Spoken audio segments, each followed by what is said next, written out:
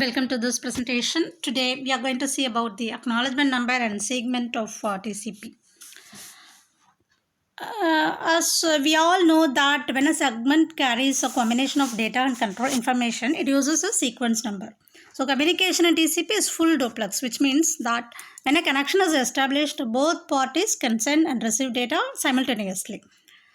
So each party will numbers the bytes and usually with a different starting byte number. The sequence number in each direction shows the number of first byte that is carried by the segment. So each party also uses acknowledgement number to confirm the bytes it has received. That is both sender and receiver, right? The acknowledgement number defines the number of next byte that the party expects to receive. So in addition, the acknowledgement number is cumulative, which means that the party takes the number of last byte that it has received, safe and sound, and adds 1 to it, announces this as the sum as the acknowledgement number. And the term is cumulative here means if the party uses 5643 as an acknowledgement number, it has received all the bytes from the beginning up to 5642. So this doesn't mean that the party has received 5642 bytes because the first byte number doesn't have to start from 0. And now let's move on to flow control. TCP, unlike UDP, provides flow control also. So the receiver of the data controls the amount of data that are to be sent by the sender. And this is done to prevent the receiver from being overwhelmed with data. The numbering system allows TCP to use a byte-oriented flow control. To provide a reliable service, TCP implements an error control mechanism. Although error control considers a segment as the unit of data for error detection, error control is byte-oriented. And on TCP, unlike UDP, it takes an account of congestion in the network. The amount of data sent by the sender is not only controlled by the receiver, but is also determined by the level of congestion in the network. And here, what we see here is the segment. And packet in TCP is called segment. So we have seen the format of segment here. The segment consists of 20 to 60 byte header, and this is header, right? Followed by the data for the application program. And the header is 20 bytes, and if there are no option, and up to 60 bytes if it contains options. And now let's see the parts of the header one by one. First is the source port address, and this is a 16-bit field that defines the port number of the application program in the host that is sending the segment. And this serves the same purpose as the source port address in the UDP header also. And the destination port address is a 16-bit field again, which defines the port number of the application program in the host that is receiving the segment. And this serves the same purpose as the destination port address in the UDP header. And the sequence number, that is 32-bit, it is a 32-bit field. It defines the number assigned to the first byte of the data contained in the segment. As we said before, TCP is a stream transport protocol. So to ensure connectivity, each byte to be transmitted is numbered. The sequence number tells the destination which byte in the sequence comprises the first byte in the segment. During connection establishment, each party uses a random number generator to create an initial sequence number, that is ISN, which is usually different in each direction. And the next is acknowledgement number, which is shown here. This you can see here.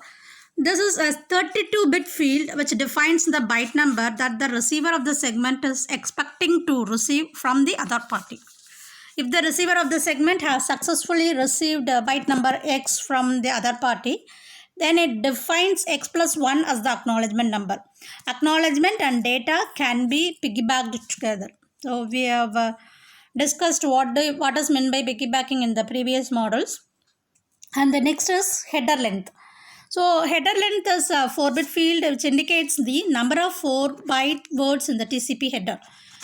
The length of the header can be between 20 and 60 bytes. Therefore, the value of this field can be between 5 and 15. That is 5 fours are 20 and 15 fours are 60, right? And the next field is reserved. This is a 6-bit field reserved for future use. And next what we see here are the control field. And this field defines 6 different control bits or flags. And one or more of these bits can be set at a time. And these bits enable flow control, connection establishment and termination, connection abortion, and the mode of data transfer in TCP. And let's see each bit one by one. First is URG. URG means the value of Argin Pointer field is valid. ACK means the value of acknowledgement field is valid.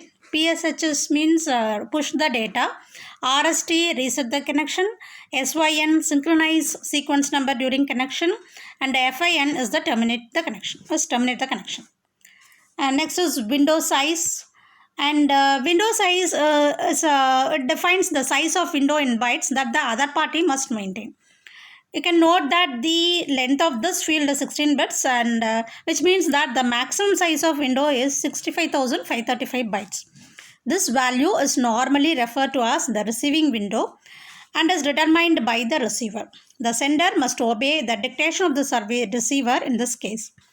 And checksum is a 16-bit field, contains the calculation of checksum for TCP follows the same procedure as the one described for UDP. And however, the inclusion of the checksum in the UDP datagram is optional, whereas the inclusion of checksum for TCP is mandatory. And the same pseudo header serving the same purpose is added to this segment. For the TCP pseudo header, the value of the protocol field is 6. And next what we see here is the Argin Pointer. This is a 16-bit field which is valid only if the Argin flag is set. And this is used when the segment contains Argin data. It defines the number that must be added to the sequence number to obtain the number of the last Argin bytes in the data section of the segment. And the last is options for padding. There can be up to 40 bytes of optional information in TCP header. And with this, the TCP segment is consolidated. Next, let us move on to the next portions, what is called the TCP connection. So, as we said earlier, TCP is connection oriented. A connection oriented transport protocol establishes the virtual path between the source and the destination.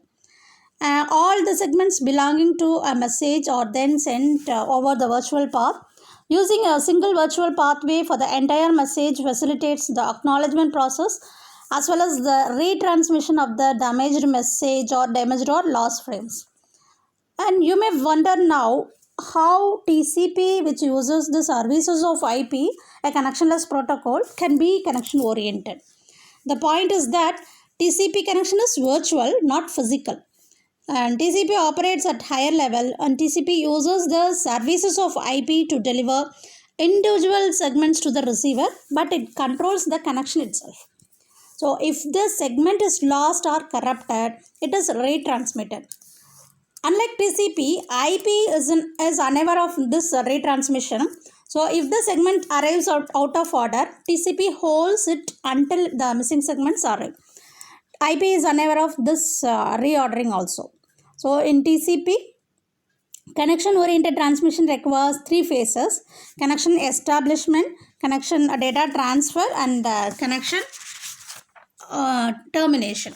Let us see this with the help of a diagram. Thus, you can see in this diagram, right? So TCP transmits data in full duplex mode. When two TCPs in 2 machines are connected, they are able to send segments into each other simultaneously. And this implies that each party must initialize communication and get approval from other party before any data are transferred. The first method is 3-way handshaking, that the connection establishment in TCP are called 3-way handshaking. So now in our example, an application program called the client, which is shown here, that is here. And this client wants to make a connection with another application program called server, right? And using the TCP as the transport layer protocol. The process start with this with the server. The server program tells its TCP that it is ready to accept a connection, and this is called a request for passive open. Although the server TCP is ready to accept any connection from any machine in the world, it cannot make the connection itself. The client program uses a request for an active open. A client that wishes to connect to an open server tells its TCP that it needs to be connected to that particular server. TCP can now start the three-way handshaking process. To show the process, we use two timelines, one at each side. Each segment has values for all its header fields and perhaps for some of its option fields too. However, we can show that only the few fields are necessary to understand each phase. So we show the sequence number, the acknowledgement number, control flags, and the window size if not empty. Now let's see the three steps in this phase. First step is the client sends the first segment, that is SYN segment, in which only the SYN flag is set. This segment is for synchronization of sequence number. It consumes one sequence number. When the data transfer starts, the sequence number is incremented by 1. We can say that the SYN segment carries no real data, but we can think of it as containing one imaginary byte. The server sends second segment, that is SYN plus acknowledgement segment with the two flags bit set, SYN and acknowledgement, and this segment has a dual purpose. It is a SYN segment for communication in other direction and serves as the acknowledgement for the SYN segment. It consumes one sequence number. And the client sends the third segment. This is just an acknowledgement segment. It acknowledges the receipt of second segment with the acknowledgement flag and acknowledgement number field. You can notice that the sequence number in this segment is the same as the one in SYN segment. The acknowledgement signal doesn't consume any sequence number here. Thank you.